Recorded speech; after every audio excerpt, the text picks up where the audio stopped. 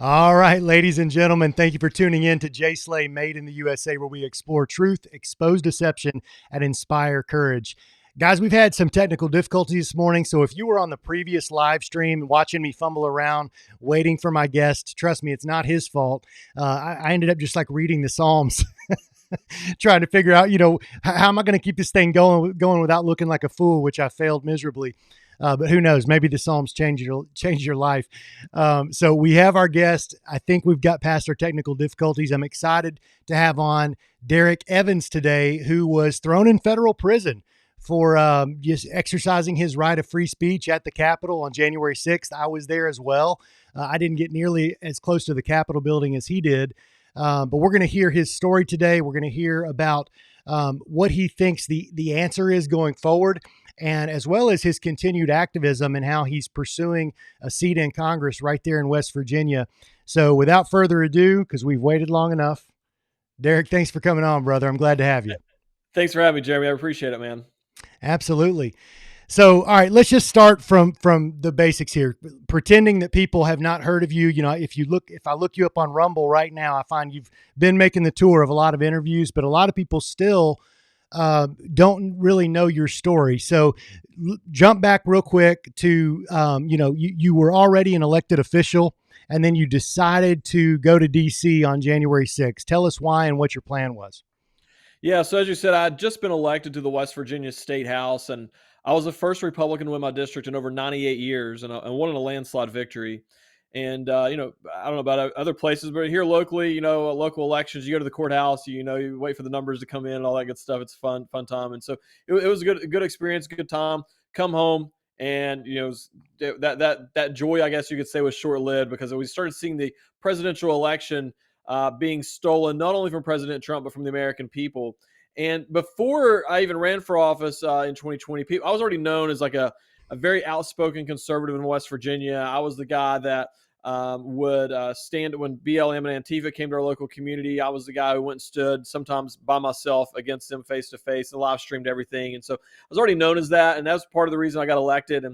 And because of that, I felt, I wanted to go anyways, but I really felt obligated to go to January 6th, not only for myself, but to represent and be the voice for the roughly 50,000 people who had just elected me to represent. They didn't want a politician who's just going to make a post on social media and send out fundraising emails. They voted for somebody who's a man of action and somebody who's willing to stand with the American people. And so that's what I did. And, I was peaceful, nonviolent, non-destructive. I was never accused of any violence or destruction either, for that matter. And I was on the east side of the building. So it's important for people who maybe wasn't there or don't know a whole lot about January 6th. Everything you've seen surrounding January 6th in terms of the violence and destruction and whatever, was all on the west side of the building and primarily in the west tunnel area. I was over a half a mile walk away from that, so I never saw it.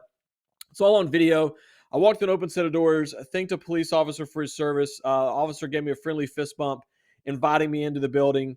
I spent less than 10 minutes inside the public rotunda area, walked out the same set of doors I entered, and found myself in the crosshairs of this same weaponized deep state going after President Trump. They came to my house and ripped me away from my wife and kids and threw me in prison.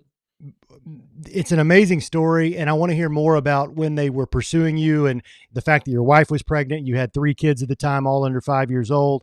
But I want to give people the visual, so I'm going to play that video that you've posted to X, and give me 1 second to pull that up here. I'm the only elected legislator in the entire country to be arrested for peacefully and patriotically protesting the stolen election on January 6th. Here's my video. Check it out for yourself. We're in! We're in! Derek Evans is in the Capitol! Let's go!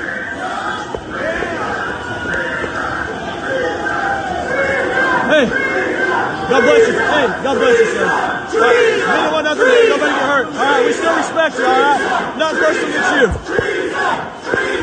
Freedom! Freedom! Freedom! Freedom! Freedom! Hey! Yes, sir. We're in. Oh my gosh! Hey! No destruction of anything! No vandalizing property! No vandalizing! Hey, no vandalizing! No vandalizing! All right. No vandal. Because of what you saw in that video, I was ultimately facing 24 years in prison. To make a long story short, I had an 18-month legal battle. I did 3 months in federal prison, and I did 8 days of solitary confinement because I refused the COVID vaccine while they were holding me hostage. All of that because the illegitimate Biden regime stole the election from President Trump and the American people, and I had the courage to exercise my natural, God-given rights of free speech to stand up and peacefully and patriotically protest the stolen election. You know, the sad thing about me playing that video right there is I automatically cannot post the replay of this interview now to YouTube. I can't post that without cutting out those moments where you say stolen or illegitimate, because if you are an activist like you are and you are live streaming things, their only option is to make sure that no one sees it. They want to tamp down that information entirely. And that video right there, did that not surface until recently? So no, I live streamed that the whole day, you know, on January 6th. So when I hit end on January 6th, that video had over 1 million views instantly, like at the moment, as soon as it ended. Okay. And what happened was these left wing people just took the part of Derek Evans is in the Capitol, didn't show the interaction with the police officer, just showed me going into the building. And then they used that and sent it to the media. The media then took that and really would show the violence and the mayhem that was taking place on the other side, people fighting with police officers, stuff in the West Tunnel, and then cut to me and make it appear as if I was with that crowd going into the building, as if I was fighting police officers and such, which isn't true. But quite frankly, the government doesn't care. Look, when you look into January 6th and you look into my charging documents and pretty much everybody involved in January 6th, you won't really find much about the events of that day, the things that we actually did that day. You're going to find all kinds of charging documents about things we posted on social media leading up to January 6th and things that we said on January 6th. So for instance, before that video, I chant, "We want Trump," and I chanted USA, and then I chanted freedom, as you guys heard there. Apparently, according to our government, that's worth noting and putting in charging documents. How dare someone say chant freedom in America? Yeah. Wasn't there a point as well where they were, well, we can get to this in a minute, but I'm just shocked that they even had the audacity to potentially give you a 24-year sentence for basically what we saw right there. Now, let me push back on you for a minute, because even though I'm a patriot, I'm on your side. I was there. There's a couple parts of your story, you know, the hard left on Twitter and otherwise, they point to things. I'm like, well, they got a little bit of a point here. So I want to ask you about this. In another interview you recently did, you said, hey, the officers, they let us in. But there's a video that was on the AP website that I would just want to play real quick and get your response to this.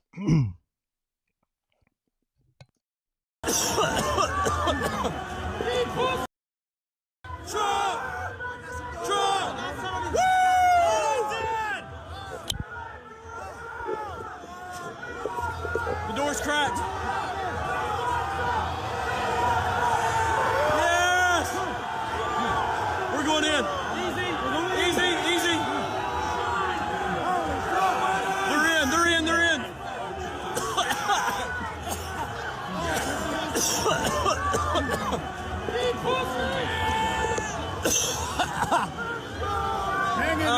Hang in there. I am. It's not. I'm not going anywhere. This guy's got a police officer riot thing. I can't move either direction. Move!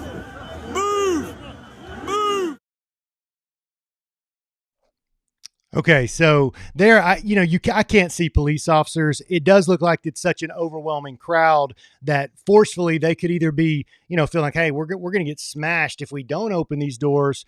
Give me your take on what we saw there.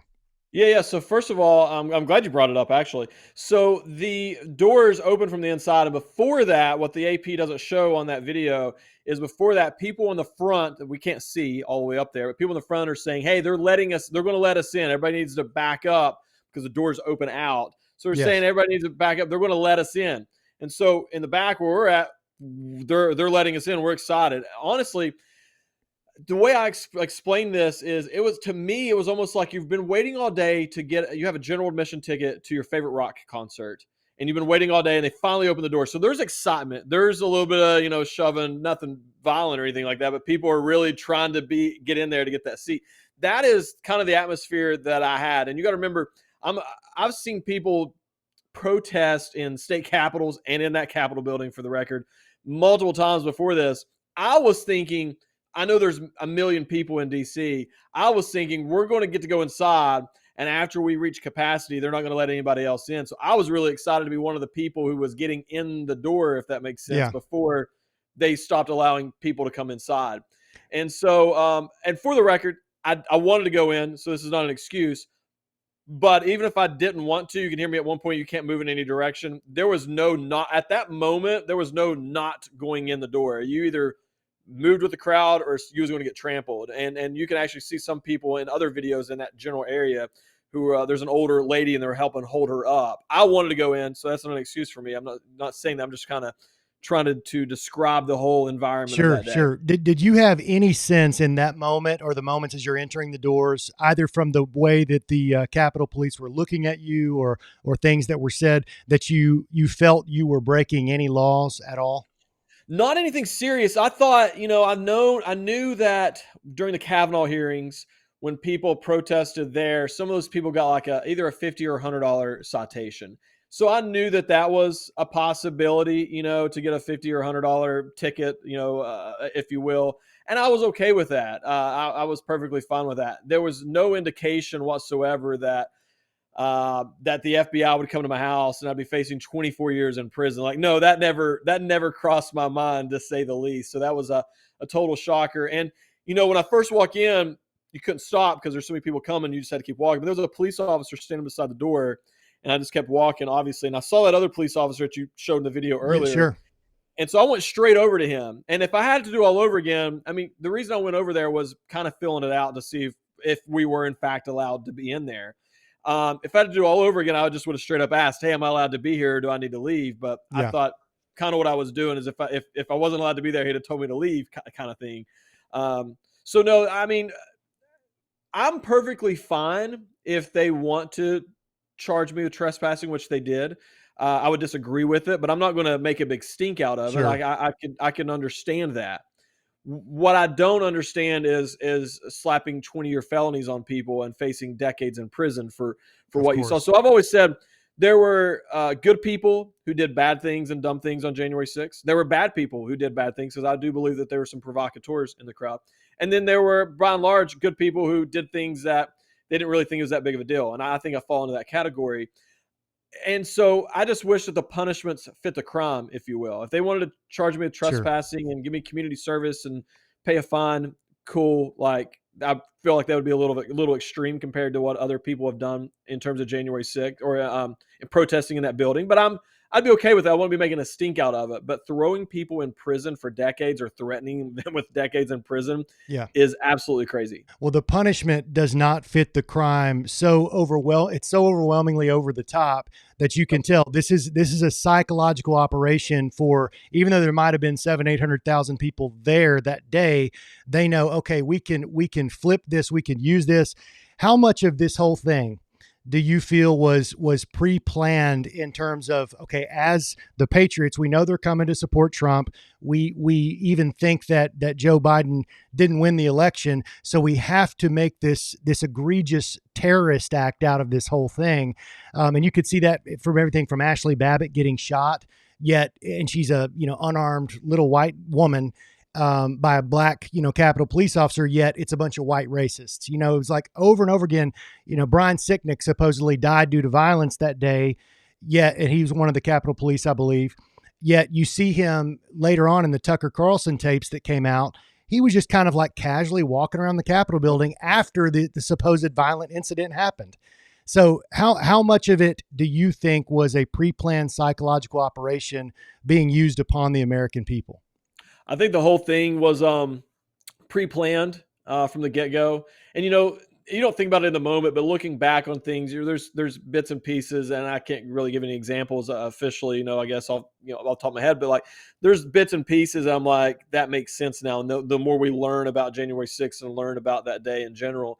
But it was 100% pre-planned. Look, after about 5 to 10 minutes inside the public rotunda area, I got an alert. I don't know if you got this since you was there that day. I got an alert on my phone that said National Guard's being called in. DC's going into lockdown. I got it. Curfew at 6 p.m. Okay, so I've often wondered when, the people broke the barricades outside, the bicycle racks. I want people to understand it wasn't barricades. They had some bicycle racks there. People literally just moved them to the side and walked in. I'm not saying it's okay. I'm just, it's not like people really broke in. Yeah. Number one, they could have put signs up on those bicycle racks because I didn't know this. I'd already served my time in prison before I learned this. When we crossed those bicycle racks, we entered a restricted area. And at that moment, you broke the law. Nobody knew that on that day. No one will convince me that anybody there knew that. And so had they put signs on the bicycle racks, then nobody would have done that. And then back to the alert, I've often thought, why did they not just send out an alert early on and said, hey, anybody who enters this building is a felony and you're gonna be facing consequences, whatever it is. January 6th never would have happened with one simple alert sent out to the American people, because by and large, the people there, we were rowdy, we were boisterous, we were excited, but we weren't there to quote unquote overthrow the government. We weren't there to cause destruction and mayhem. We weren't there to do anything other than exercise our natural God-given rights of free speech. And for the record, I believe constitutionally that we had every right to do almost everything that happened on January 6th. And I really mean that. So we have natural God-given rights. And the Constitution, our rights don't come from the government. Our rights come from God, our creator. And the Constitution was written for one reason, really, and one reason only, and that's to prevent the government from infringing on our natural God-given rights. And so I believe that the American people have the right to redress their grievances. And it's a shame, honestly, that our elected Republicans, our elected officials didn't have the courage to step up and fight back against everything that took place leading up to January 6th. And it forced the American people to feel so frustrated that they had to show up and do it themselves, as opposed to our elected representatives doing it for us. Yeah, absolutely. Well, let's talk for a minute about the dark times. You walk us into how you got sent to prison. So you were tied up in court for 18 months. And then I really want to hear the story about when it got really, really bad, really difficult. Or maybe you were, feeling totally just surrounded by the Lord. I don't know. But when you were in federal prison, I mean, I looked up that prison. It's no joke. And then solitary confinement for 8 days on top of that. I want to hear about how your spirit handled that during those times. Well, leading up throughout the whole legal battle, it was an emotional roller coaster. I was arrested January 8th, so I was one of the first people arrested. And so, the government didn't even know what they were doing surrounding January 6th at that point. So I was originally charged with 2 misdemeanors. They raided my home for that, and for my kids. Then they added 2 more misdemeanors. Then they offered me a plea deal to choose your misdemeanor or drop the other charges. Then they pulled that, and then they threw the 1512 obstruction of official proceeding, 20-year felony. So now I'm facing 24 years. Go back to they raided your home in front of your kids real quick. So that was over the original misdemeanors? Yep, 2 misdemeanors of trespassing. And they picked you. Now, there was a lot of people in that doorway. Okay. Yep. Did they come after you because you were an elected official or because you had the video? Like, what's the reason? A little bit of both. So I was the person that they used early on. So the very early days of January 6th, it was me, Jacob Chansley, the shaman, and Big O Barnett put his feet up on Pelosi's desk. We were the 3 main original faces of January 6th. And the reason for me is because I was an elected official. So they were like, see, it wasn't Antifa. There's elected lawmakers in the crowd in this. And so by January 7th or even that night, I mean, I was on every late night talk show host was talking about me. I mean, the mainstream national worldwide media, BBC flew a crew in from Britain and came to my house in West Virginia on January 7th. So, I mean, it was worldwide news. I mean, my face was everywhere. And so we kind of, I don't know, it was just an emotional roller coaster to say the least. And so I remember early on, we didn't have any way to share our side of the story. It was all so one-sided. And so I remember at one point just thinking, man, do people really think that I'm like somebody who hates our country? Like, that bothered me, honestly. Mm-hmm. That really, I didn't care what they thought about me in terms of they think I'm stupid for believing what I believed about the election. They can think I'm dumb for going there. None of that bothered me. It bothered me, though, is like they really think that I hate this country. Like, that bothered me. And so it was an emotional roller coaster. When they raided my home, it was January 8th, and I was home alone with 3 kids. My wife had just left, went to the doctor. They staked out my home. They told me they watched my wife leave. They knew I was home alone with my children when they came to raid my home.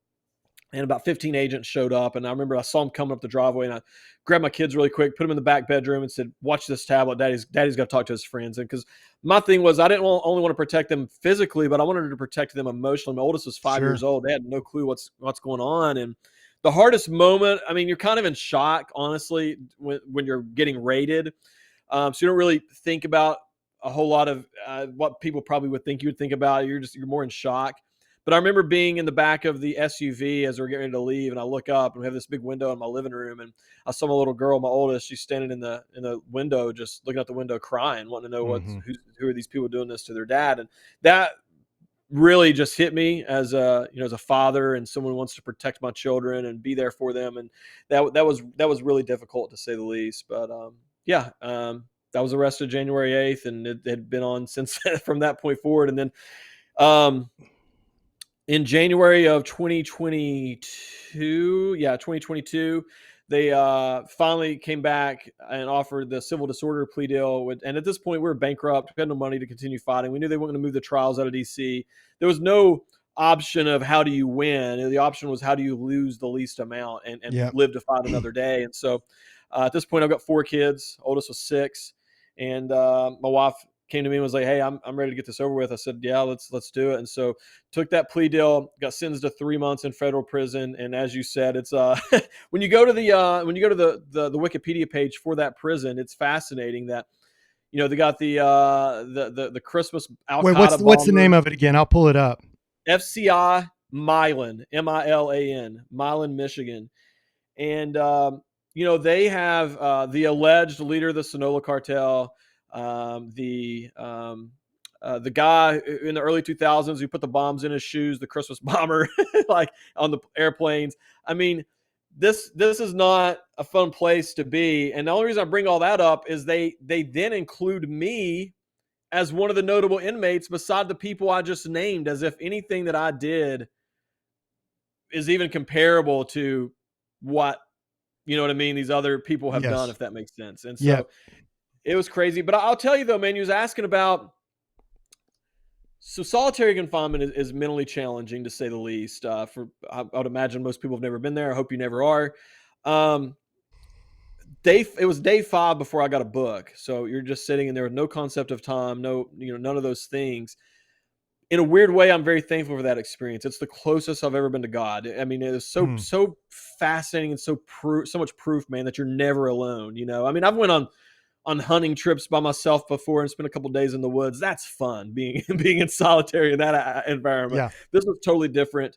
It's made me a better person. I remember multiple days sitting there and thinking I wouldn't care how fussy my children were, if they were fighting with each other. I mean, like the worst day with your children ever, not that there are bad days. I'm just saying in general, the worst scenario you could think of would still be better than this. And so I remind myself of that when my little boys say, "Hey, will you play cars with me?"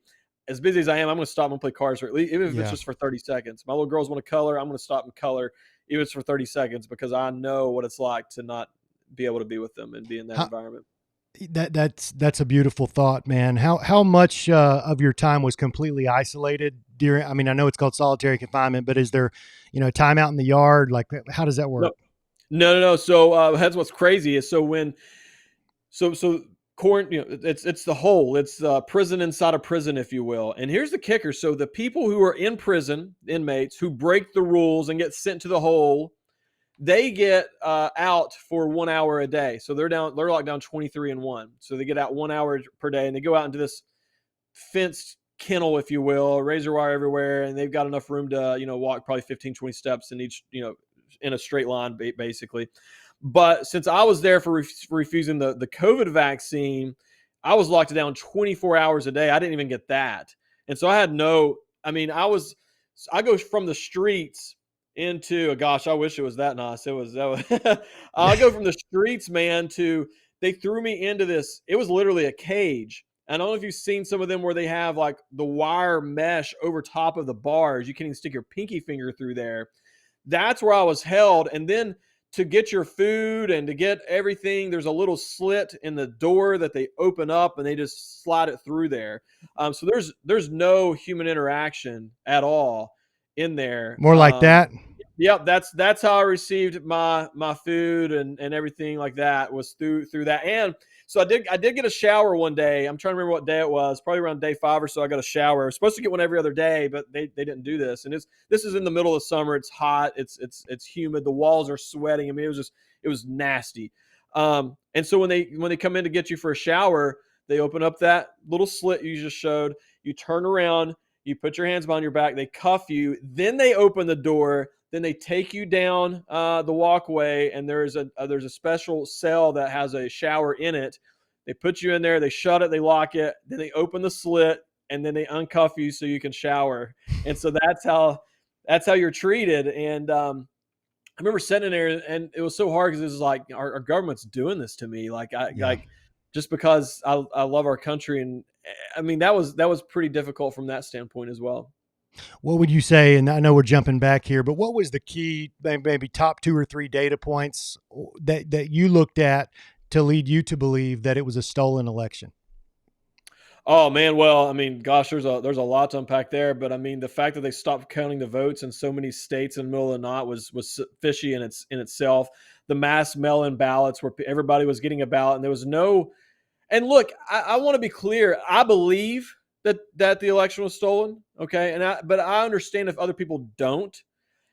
My argument has always been I just wanted a proper investigation. Yeah. Like maybe it's not. Maybe I am dumb for believing that, and that's okay. Prove me, and I'll admit that I was wrong. But we still haven't had a proper investigation into some of this, and so there was a lot of issues with the ballots in multiple different states as well. The machines. I mean, Well, also what you said about the multiple states that stopped counting when they restarted at 3 a.m., 4 a.m., right. they all, these were states that Trump was leading. And then, he kind of gave a warning earlier that night, like, hey, here's what's going to happen if they stop counting.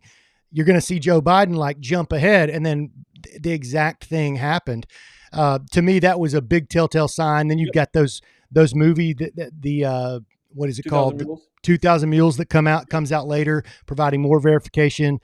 You've got the trends that like guys like Seth Keshel have looked into that show trends over time in all these counties and how it's just flat out impossible that. I'm more convinced of it now than I ever was, because of the work of Mike Lindell, Seth Keshel, people like that, Dinesh D'Souza, 2,000 Mules. But at the time, I mean, I believed that it was, but I was still open to the idea that maybe I'm wrong. You know what I mean? Like maybe these were. I knew that they harvested ballots, but I thought maybe it was done legally, and they just beat us. I mean, not that these people really voted for him because they wanted him, but whatever reason they got out and got these ballots, and we didn't. I was open to that idea. And if you remember on January 6th, we were not asking them to decertify or to not certify. We were asking for a 10-day reprieve to send the certification back to the states for them to do an investigation and then choose whether or not they were going to certify it or not. I thought that was a very fair request on our part to do so. Yes, absolutely. I've got this question written down. I was going to skip it, but what are the worst things that you feel like were done on the side of the Patriots on January 6th? So like out of everything that maybe happened, what did you see either on video or hear about that you're like, okay, this was the worst thing that we did? Well, I mean, I never condoned violence or destruction of property, by any means. And so, I've always said, I think I've even said it on the show, I don't know, but there was some good people who did bad things and dumb things on that day. And I think they'd be the first to admit that. So look, like there's a lady who broke a window. I mean, look, nobody's going to say that is okay to do that, but the punishment should fit the crime. She shouldn't be facing decades in prison for breaking a window. That's just absolutely ridiculous to do that. And I think that we also have to be honest here and realize that, and I'm not saying all of it by any means. I mean, people need to be held accountable for their actions for sure. But, from what I've seen, I wasn't on that side of the building, so I'm just going off of video evidence that I've seen since then. But from everything I've seen in research, it appears that the crowd was peaceful until the police started firing into the crowd. Now, had I been over there and saw that, I'd like to think, and it's always easy to Monday quarterback everything, so who knows? Yep. I like to think that I would have just left. I don't know. But had my wife been there or my grandmother be there and I saw a police officer shoving them for no reason, I'm a little bit of a hothead sometimes. Who knows what I would have done? So it's easy to Monday quarterback, but I think that the biggest injustice surrounding January 6th has been the suppression of the truth of the actual evidence, for not just from the American people, but from the defendants, and this false narrative that the media put out to create this facade that this was a violent attempted insurrection. Like, let's just call it what it was. It was a very peaceful protest, and pockets of that got maybe turned into what you could consider a riot. Okay, I think we can all have common ground on that. But once again, the punishment has to fit the crime here. People shouldn't be going to prison for decades or facing decades in prison for those actions. In my Well, I'm pulling this from your Twitter page. Let me put. What about the bombs though that we placed in the Capitol? Yeah. Right here. I mean, that's pretty bad. You didn't bring that up. Yep. Yeah. And what's crazy is, like, so the same leftist people who mentioned that, I tell them, I'm like, the Democrats literally, because they're like, this is the worst attack on our in Capitol history. I'm like, the Democrats literally bombed the Capitol in the 1980s, and then Bill Clinton pardoned Susan Rosenberg, who then goes on to be on the board of Black Lives Matter, by the way. Yep. And so she's still out here now today, and she's pardoned it. But yet Joe Biggs and all these other people, the Oath Keepers and the Proud Boys, they're sitting in prison for 20 years right now over over things that they said in a group chat leading up to, not things that they did. They're not even in prison for anything that they did on January 6th. It was, Enrique wasn't even in DC. Yeah, they're in prison to uphold the narrative, to get the masses of people who are already on the left or in the middle to believe, in my opinion, that, okay, we had Antifa and BLM rioting all over the country. There needs to be an antithesis to that to make it look like there's some kind of equal thing. And of course, they try to make it way bigger. But this was that. I do think, obviously, Trump and others helped plan the January 6th to put pressure on Congress and the Senate that day. But at the same time, I think it was infiltrated and hijacked in a big way to make it, hey, this can be our massive psyop, sort of like the burning of the Reichstag in Germany, if you're familiar with that. Like they Hitler, so the story goes, he made sure that the Capitol building was burned down in the 30s so he could blame his opposition, and he arose to power after that. And it's kind of what happened here is they hijacked it. They made sure it looked horrible with media coverage and everything. And then they were able to hijack the future of American politics. Absolutely. And I'll tell you something else I think that most people don't know or they've forgotten is you've always heard this famous line of President Trump on that day. He says, we're going to march peacefully and patriotically over to the Capitol. Yep. Well, what people, I don't think they either knew or don't know now or just have forgotten, but like the entire event was not a Stop the Steal rally. The whole event was called March to Save America. There were permitted protests set up around the Capitol. There were stages and stuff set up all around the Capitol. The plan for weeks leading up to January 6th was, after President Trump spoke, that everyone was going to march to the Capitol and go listen to these other permitted speakers that were set up in different areas around the Capitol that day. So people hear that, and obviously he said peacefully and patriotically, but they want to use that and say, see, Trump told everybody to go to the Capitol. Well, that's because that was the plan for weeks leading up to January 6th, was that after he spoke, everybody's going to go to the Capitol and continue the events over there. I want to pull up one more thing from your Twitter. These videos keep trickling out. Now this, I don't know, this may have been out a while, but it was the first time that I've seen it.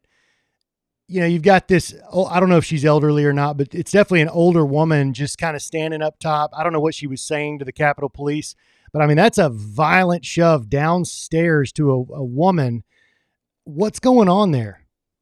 Well, when you watch the full video too, you'll see that's when the crowd starts getting really riled up. There's a gentleman that's over to the left of the screen. It's not on the screen right now. And and you see the guy in the red hat there throwing his hands up. These are the types of things I'm talking about that started getting the crowd riled up. This is an old woman. And he basically, if he'd have used his foot, it'd have been a reminiscent of that scene from the movie 300. This is Sparta. He right on the steps, man. And this is what we have seen time and time again. And what's crazy is that I don't know why it was so isolated to that one section over there, to the west side of the Is that building. where Ray Epps and that crew was? Yes. Okay. Yep. So now the government, our government, has been extremely shady in answering any questions about him. You know, supposedly he's this bad guy, but yet he gets the 60 Minutes interview, and supposedly he's this big Trump supporter, but he's got no jail time, even though he's actively, you know, kind of calling people to riot to a degree, right? And you know, when I think it was Ted Cruz, maybe somebody else, that asked one of the officers with the FBI, "Is Ray Epps, you know, a federal agent?" And they were like, "We're not going to comment on that." I mean, it's just like how obvious. Also on January 7th, I believe. Anyways, the first few days after January 6th, I don't want to give an exact date because they know, like, oh, he's misleading. It wasn't January 7th. It happened on January 9th, whatever. The Sure. few days after January 6th, Ray Epps was on the FBI's most wanted list for January 6th. And the very next day they took him off, which is weird. So like he was somebody that was initially on there, then they removed it. And then the other thing that's really fishy about him is, once again, if you go back and look at the charging documents from everybody surrounding January 6th, is we were charged and really thrown in prison for things that we said leading up to January 6th or things that we said on January 6th. It really wasn't our actions were that bad, according to the government. It was the things that we said. But then you have on videotape, you have Ray Epps multiple times the night before and the day of and all this stuff instructing everyone that we're going to go into the Capitol. That's where we're going to go. But yet it took this long for them to even charge him with this little petty misdemeanor. And now, you know, they did that just to save face because of public pressure. He's not, just because he's been arrested and being charged, he's not being charged the way that every other January 6er has been charged and treated so far. Yeah.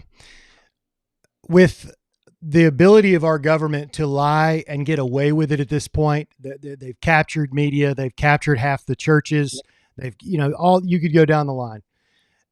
Many people like myself even are so jaded. I mean, I was always a proponent and still am for people to do exactly what you're doing. Run for local office and let's have a truly grassroots movement. However, if they can get away with murder, basically, and they can call a man a woman and you have to comply with that or you're some kind of bigot, it's so overwhelmingly bad at this point.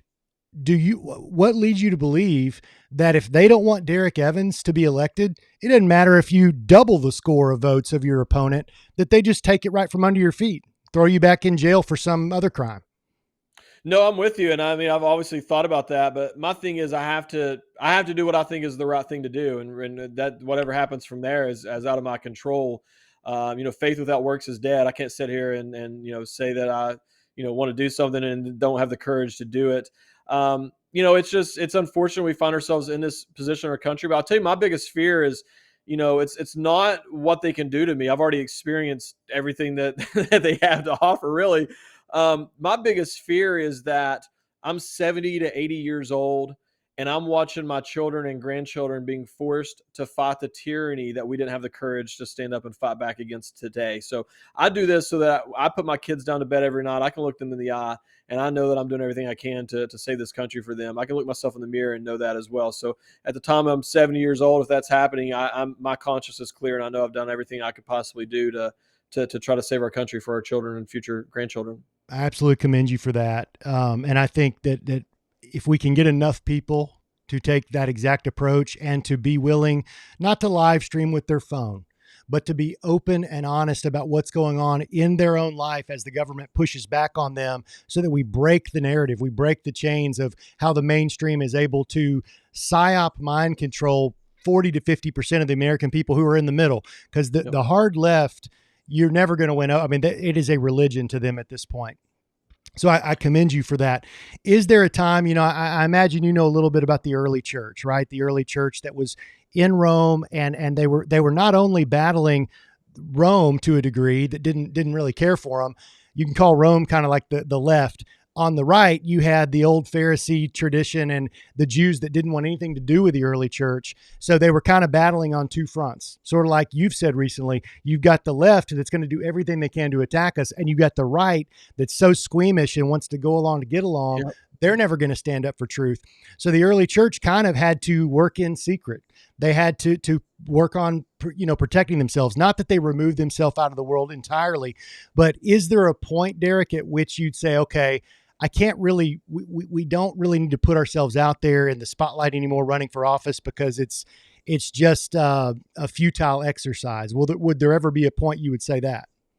I think there is a point. I think that we're, potentially getting close to that point. But when you go back and read the federal papers and all these, from our founding fathers or journals and all these, when you start really studying this, they did everything they could to avoid the Revolutionary War. Our founding fathers were not bloodthirsty people who wanted any sort of violence. They did everything they possibly could to settle their grievances peacefully. And so I think if we want to walk in the steps of our founding fathers, and trust me, we don't want that sort of violence. We don't want our children and grandchildren living through that. That's not a world or a country we want to see happen. So I just want to be clear with that since I'm still on probation. Yeah, right. But I think that once again, our founding fathers are genius. And so they put the First Amendment first for a reason, because it's the most powerful, peaceful method that we have to share our concerns and our grievances. And so I do think that there comes a point, at some point, potentially, but I hope we don't get there, because I think once we get to that point, and I think some people in this country are at that point, for the record, I'm not, but I think that as a whole, we're not there yet. But if we get to that point as a whole, as a country, I think that we're looking at some very dark times in our future. Do you take the approach of, hey, we're going to push for the best, we're going to be active for the best, but we're also going to prepare for the worst? So at the same time, I'm going to run for office, I might also be kind of prepping and making sure that, hey, if shit hits the fan, I'm going to make sure my family's prepared. Oh, 100%. Anybody who's not doing that right now is doing themselves a disservice. I mean, I've been doing that for years, even, and I'm getting a lot more into it now, and my wife's getting into it finally, as well. And so, we've been saving our own seed. We have a garden. We save our own seeds every year. We've been doing that for close to 10 years now. I mean, we have, all the basic animals, if you will, chickens, cows, goats, pigs, all those things. And so, yeah, I mean, we're doing those things. I think that the American people should be learning those things, learning those skills. You got to think that our grandparents, are so much knowledge in my grandparents' generation, people in their 80s and up, 70s and up. There's so much knowledge in that generation in terms of how to survive, that we need to be tapping into that knowledge base and learning these skills now while they're still here. It's one thing to read about it in a book when you're trying to, imagine reading about something and trying to figure it out while your children are starving. No. We need to practice and learn those skills now and lean on the older generation to ask questions and get some hands-on experience from them while it's quote unquote for fun and for future. There's no pressure. Now is the time to learn those skills. So I would encourage everybody to do that and to find like-minded neighbors and everybody kind of find things that you're good at and passionate about and things that you're not, and then try to find somebody who's good at the things that you're not, and you guys can kind of pair up. Absolutely, man. I agree with that. Let's talk about your campaign for a minute. Evans for West Virginia for WV.com is where people can go to learn about your campaign, learn about you, donate. What will be your key issues that you want to tackle if elected? Well, obviously, the same cookie cutter issues that everybody mentions is securing the border, unleashing American energy, which will in turn help with inflation as well. But, look, the weaponization of government, I think, is one of the biggest issues. And I'm not saying that just because, I'm a J6 prisoner. I'm saying that as somebody who, this is bigger than January 6th. If you haven't watched the movie Police State, go watch the movie Police State by Dinesh D'Souza. They're going after parents who speak out at school board meetings, people who make memes, pro-life sidewalk advocates. They're going after President Trump, for goodness sakes. They're going to come after every conservative if they get away with this. So not that it's ever going to pass. So I don't want anybody to misquote me here. It's never going to pass, but I propose that we abolish all the three-letter agencies, including the Department of Education at the federal level, and return this power back to the states, back to the local communities, back to you and me and we the people. So these are some of the biggest things. I think that really kind of embraces everything. I'm more of a Ron Paul type of mindset. Thank you. Love it. The things that I ask myself before casting a vote is, number one, does this go against the Constitution? I don't care if it's sunshine and rainbows. If it goes against the Constitution, I'm not voting for it. The second thing is, does this give the government more power in any capacity? And if that answer is yes, then I'm not voting for it. We can't we can't get out of this situation and out of this mess if we continue to fund and prop up the tyrants who have their boots on our neck. And so we gotta get rid of the centralized power at the national level and get the power back to the states. With the and I understand completely the desire to take power from the government, return that to the people.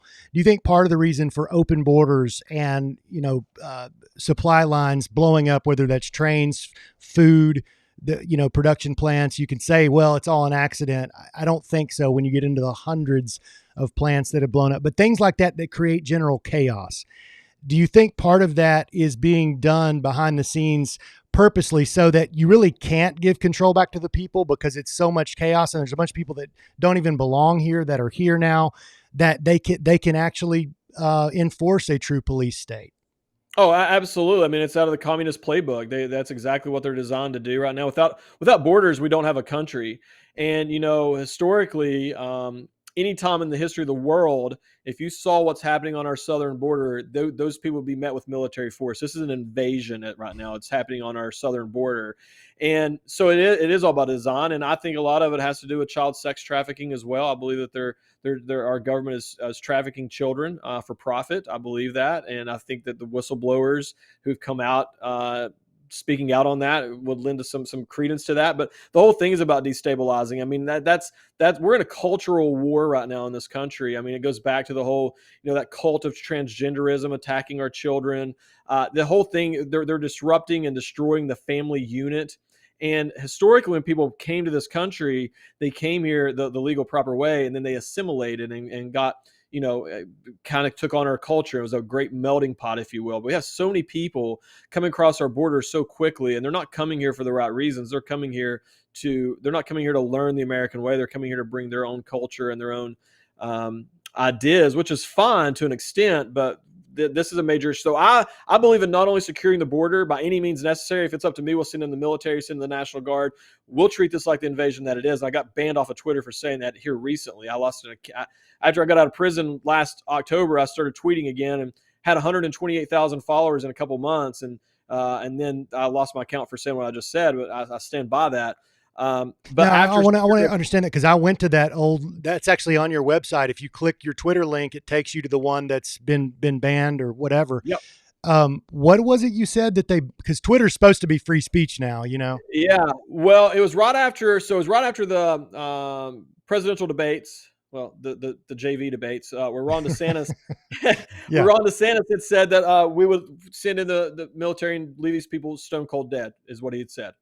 And so a little bit after that, there was footage and there's some articles coming out of these known terrorists that had came across our border. And you tweeted that video and said something along the lines of these, the terrorists coming across our border, they should be met with military force and they should be shot. And they should be. And they banned my account for saying that. Whatever. I don't care. I'm not going to lie. I was a little bit of a baby about it for a couple of days. I was a little disappointed, But then I started thinking about it. I was like, I was stripped down, thrown in solitary confinement. And the only thing, I didn't have a mattress. I didn't have a blanket for the first couple of days. I didn't have anything. All I had was a pair of orange government-issued boxers to my name. I survived that. It's just a Twitter account. It's okay. It's not a big deal. Yeah. Just get back out. You know what I mean? So I had to talk myself through that a little bit, but it was a little annoying, a little frustrating. But look, I believe not only should we secure the border, I believe in an immigration moratorium for about the next 10 years so we can get a handle on everything going on in our country. Like only very, very, very select. You're a rocket scientist. You're a neurosurgeon. We can maybe let you come in. I mean, as far as just mass immigration, I think we need to shut it down completely for the next roughly 10 years until we can figure out what's going on in our country, because this is very destabilizing and quite frankly, the future of our country is at stake. Absolutely. Well, I know you got to run. Regarding that last point with the border, it seems to be one of the holy grails of the progressive globalists is to keep that border open, to weaken America by any means possible, which follows in line with the World Economic Forum statutes that by 2030, they do not want the United States of America to be a superpower. So it's going to take a changing of the guard for this to happen, because they will fight tooth and nail to keep that border open. It's going to take a changing the guard at the federal presidential level and at the grassroots level, just like you're doing. So I want to give you the last word, Derek, as we sign off, and also tell us where you'd like people to follow you the most. Yeah. So first, I really want to touch on one other thing there. Yes, please. Republicans, the spineless jellyback rhinos we have representing us in Congress right now, didn't even have the courage to impeach Mayorkas. Forget impeachment. I want to see Mayorkas dragged out of there in handcuffs and shackled, facing treason charges against our country for knowingly aiding and abetting foreign terrorists and foreigners to come across our border and invade our country. So impeachment is getting off too easy for that guy. So that's the difference in me and most of the people that's already elected. This is not a time for weak politicians and patty cake politics. This is a time to step up and save our country, say the things that need to be said, and be willing to accept the consequences that come with doing so, and I'm willing to do that. But yeah, I'd love for people to go to, you can go to my website, Evans for WV. There's a button, you can join our team, you can volunteer to phone bank or text from anywhere in the country, doesn't matter. We have lots of people doing that from all over the country. You can click to donate if you want to. $5-10 goes a long ways, more than you can imagine. We've raised about $250,000 so far. We have not spent a single dollar campaigning. We're polling at 45% against a 6-year rhino, which is the closest race in the country for someone challenging an incumbent in the primary. We'd love to have you guys as support. Our average donation is about $50. We're not propped up by special interest groups. We're not backed by Big Pharma or the military industrial complex. We're backed by the American people. I'm proud of that fact. If you want to follow me on social media, probably the most 3 places I'm the most active. I got most of them. They all have different names because I've been banned so many times. So good luck finding that. But you can go to my Twitter, True Social, and Facebook. Those are the 3 that I'm probably the most active on. Okay, I'll link to those 3 if you guys want to find him on those. I'll link to those 3 in the description right after this show. Derek, one of the key components of this show is inspiring courage and exploring the truth, and you've helped us to do both of those things, man. So I commend you and I thank you for your bravery, and I wish you the very best in this campaign. Hey, thank you for sharing your platform, man. It's awesome. I love the conversation. I have to do it again sometime. Thanks for having me. Absolutely. Love to have you back. Thank you, brother. All right. So, guys, that was Derek Evans. Make sure you check him out on the social media links that I'll provide in the description. I said this in the previous try at this show when we had all the technical difficulties. And again, I apologize to those of you who were kind of caught there for 15 minutes or so, just waiting on nothing. But I talked about the Warrior Mind, Body, and Soul program. Come January 6th of next year, we're going to launch this thing again. It's going to be round number 7. So we've it's not our first rodeo. It's going really well at this point. And if you're a man and you're 16 years old or older, and you are looking to revamp your life, to reset your life, or just to improve with your physical fitness, your diet, your spiritual game, your Christian faith, join us. Check it out at warriormbs.com. And I'm going to play a little promo video so you can get a feel for what it's all about. My name is Jeremy Sladen, and I understand the struggle firsthand. As a former professional athlete, I found myself being led down a path of confusion and weakness after my sports career ended. Slowly, I became addicted to comfort. I was sluggish, out of shape, and disconnected from God. My spiritual life was in disarray, and my marriage was at risk. After my own personal transformation, I witnessed countless men trapped in similar circumstances, targeted by a culture aiming for their irrelevance. This led me to launch the Warrior Mind, Body, and Soul program. The world needs men who are strong, compassionate, and resilient, and it needs them now more than ever. Join me on this journey and become a warrior in mind, body, and soul. So again, guys, the next round begins January 6, 2024. And guys join this for all kinds of reasons. Sometimes it's because they want to lose 15 pounds, and inevitably they do. Or it's because they feel alone in their part of the country where, maybe they're a Christian conservative and they're the only one in their neighborhood or in their community, and they want to connect with other like-minded guys. And then there's some that just are really attracted to maintaining a level that they've achieved, but they need a little bit of accountability. It's all there. We do a great job, I think, of providing a well-rounded program over the course of 8 weeks. It's truly 9 weeks because there's the first week is a testing week, and I get to know you and your physical background a little bit so we can customize the program to meet your specific needs. So you can find out as much as you want at warriormbs.com. You can sign up to have a phone call with me to find out if it's right for you.